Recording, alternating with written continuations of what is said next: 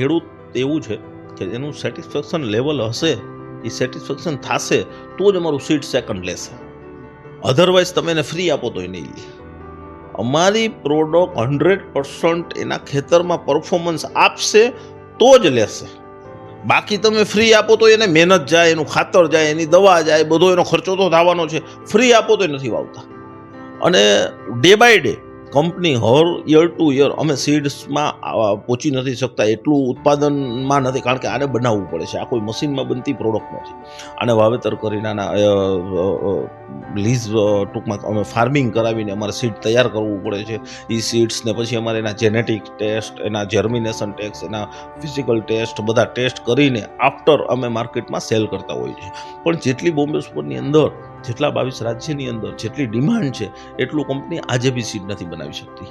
એમાં બી અમારી short supply હોય છે.